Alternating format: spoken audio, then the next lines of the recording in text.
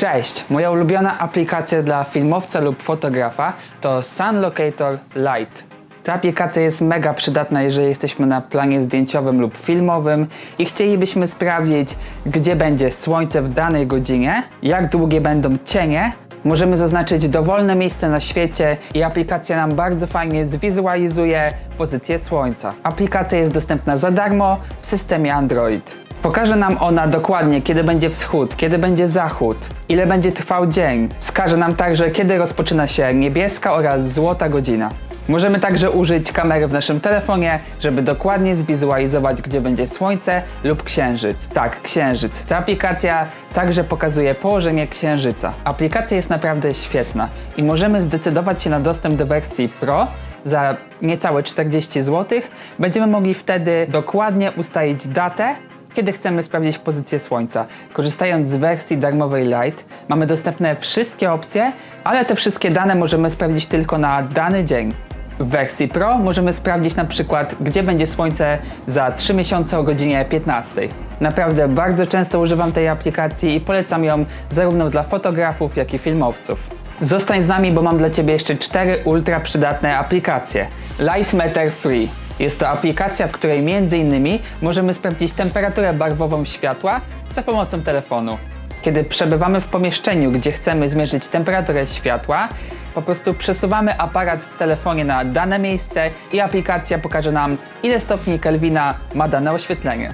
Jest to świetne, kiedy chcesz sprawdzić na przykład, czy temperatury świateł będą się ze sobą mieszać oraz jeżeli chcesz zmierzyć temperaturę danej lampy lub innego źródła światła. Jest to mega istotne przy ustawianiu balansu bieli. Jako dodatki w aplikacji mamy do dyspozycji także konwerter ekspozycji, dzięki któremu będziemy mogli na przykład przeliczyć, ile czasu będziemy musieli naświetlić zdjęcie, zmieniając powiedzmy ISO lub nakładając filtr na aparat. To się przydaje przy fotografii z długim czasem naświetlenia. Dostęp do aplikacji również jest darmowy na systemie Android. Kolejną aplikacją jest Shot Designer. Bardzo się przydaje, kiedy chcemy nakreślić schemat, gdzie będzie stała kamera, z której strony będzie padało światło oraz gdzie będzie aktor. Mamy dostęp do ogromnej bazy źródeł światła, różnych akcesoriów i sprzętu. Dzięki temu możemy dokładnie zwizualizować, jak byśmy chcieli, żeby wyglądała nasza scena. W aplikacji poruszamy się w widoku 2D i jest to bardzo intuicyjne. Jeżeli chcemy komuś pokazać, co mamy w głowie i jak byśmy chcieli, żeby wyglądał nasz plan zdjęciowy, możemy użyć właśnie tej aplikacji, możemy na żywo przemieszczać elementy i dzięki temu lepiej się dogadać z naszym klientem lub współpracownikiem.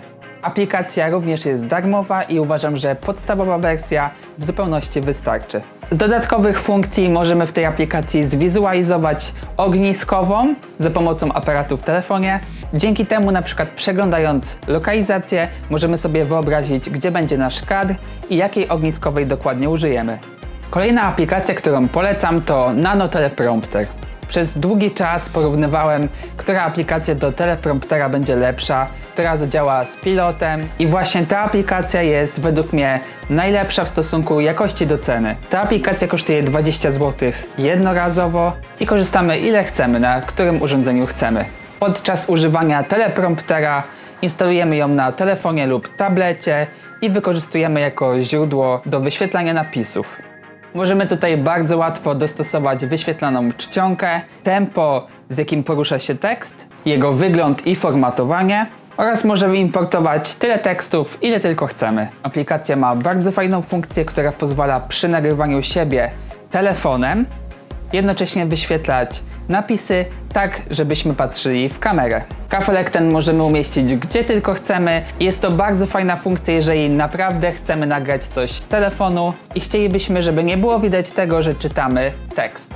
Generalnie jeżeli chodzi o same telepromptery, to na pewno zrobię z tego jeszcze odcinek.